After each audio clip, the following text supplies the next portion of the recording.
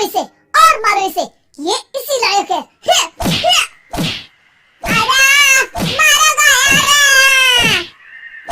सरपंच जी, कालिया को चोरी करते हुए हम सब ने रंगे हाथ पकड़ा है।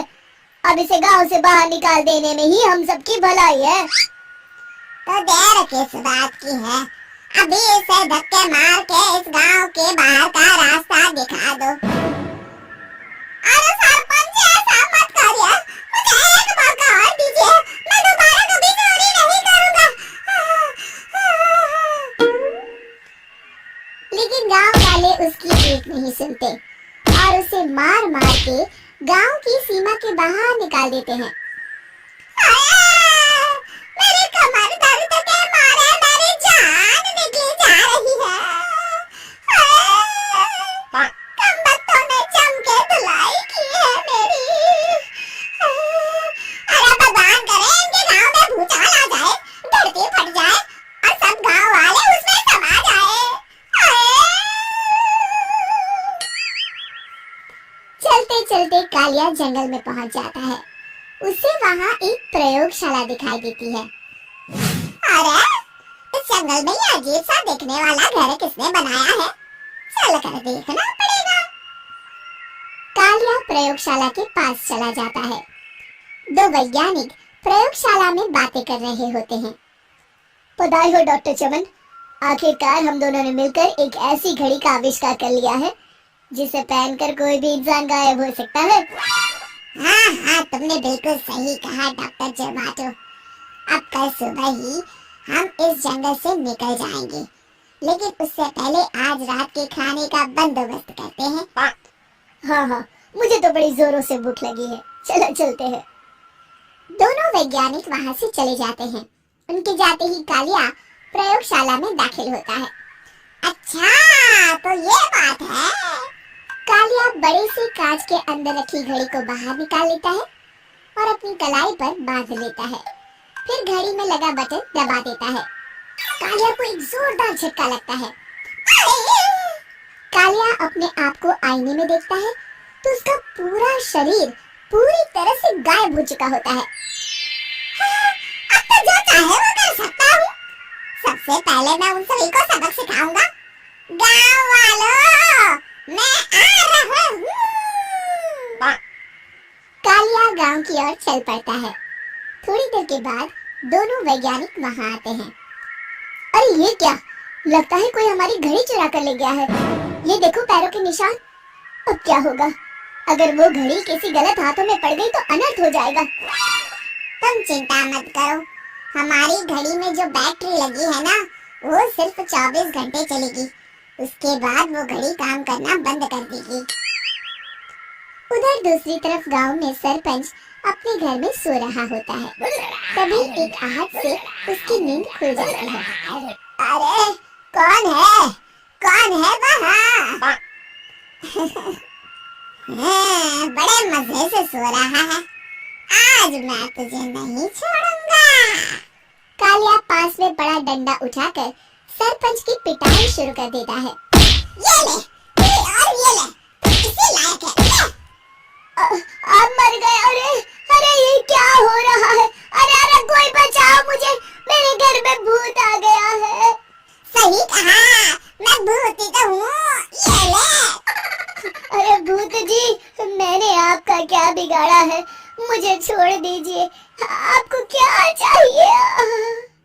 तेरे घर में जितना भी पैसा है ना, मुझे ला कर दे दे, तब मैं तुझे छोड़ दूंगा और यहाँ से चला जाऊंगा। सरपंच अपनी तिजोरी से पैसे निकालकर एक बड़े कपड़े में बांधकर जमीन पर रख देता है और कालिया वो सारा पैसा लेकर वहाँ से चला जाता है।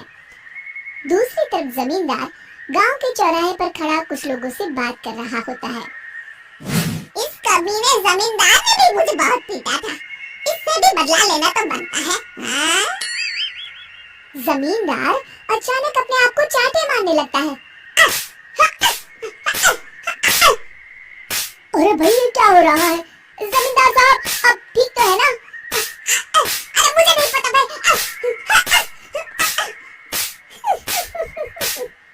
अरे मर गए रे, ये तो पक्का किसी भूत प्रेत का काम है। जमींदार के अंदर कोई भूत आ गया है, इससे पहले कि ये हमारे अंदर आ जाए। मनोहर भाई, अपनी जान बचानी है तो भागो यहाँ से। ये क्या? अरे बाप रे बाप, मुझे तो भूतों से बड़ा डर लगता है। मैं तो चला यहाँ से।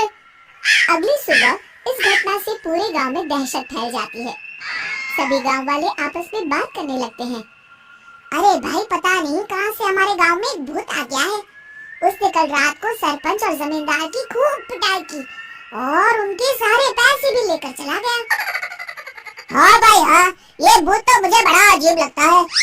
मेरी समझ में नहीं आता कि भूत उन पैसों का करेगा क्या। अरे तेल में पकोड़े बना के तलेगा। बेवकूफ, इस बात की चिंता करके कहीं वो भूत हमारे घर में ना आ जाए। तुम बिल्कुल सही कह रहे हो आर्या, मैं भी इसी बात से घबरा रहा हूँ। अच्छा, अब मैं अपने घर जा रहा हूँ। तुम सब भी अपने अपने घर चले जाओ, उस भूत का कोई भरोसा नहीं है। हाँ। तीनों वहाँ से चले जाते हैं। दूसरी तरफ कालिया सारे पैसों को एक खंडर में छुपा देता है। इतने सारे रुपए तो मैंने अपनी पूरी जिंदगी में एक साथ कभी नहीं देखे। इस तरह कुछ दिनों में मैं अमीर बन जाऊंगा। आज मैं उस मोटे बब्बन को अपना शिकार बनाऊंगा। सुना है दहेज में बहुत सारे पैसे और गहने मिले हैं उसे। रात होते ही कालिया बब्बन के घर में घुस जाता है। मिल गई तिजोरी। अब जल्दी से इसे खोलकर सारे पैसे निकाल लेता हूँ। अरे खुल जा, खुल जा। खुल गई। कालिया पैसे थैले में भर ही रहा था कि तभी बब्बन उसके बगल में आकर खड़ा हो जाता है। भाई क्या कर रहा है? अरे हट। अरे तेरी इतनी हिम्मत, मैं तेरे सामने खड़ा हूँ और तू फिर भी मेरी तिजोरी से पैसे चुरा रहा है। अरे मैं तो गायब हूँ, तू मुझे कैसे देख रहा है? कालिया अपनी घड़ी को देखता है। अरे इसे क्या हो गया है? हाय, लगता है बैटरी खत्म हो गई। अच्छा, तो आज मैं तेरी बैटरी अच्छे से चार्ज कर देता हूँ। अरे भाग्यवान, जरा मेरा डंडा तो लाना। ये मोटा मुझे नहीं छोड़ेगा। अरे भागो। कालिया भागकर घर के बाहर जाता है। बाहर सभी गांव वाले हाथ में डंडा लिए खड़े होते हैं। अच्छा, तो तू वो भूत है?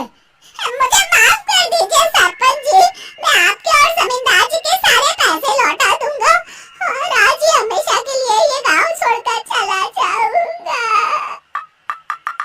शिक्षा, बुराई ज्यादा दिन की मेहमान नहीं होती, एक दिन उसका अंत हो ही जाता है।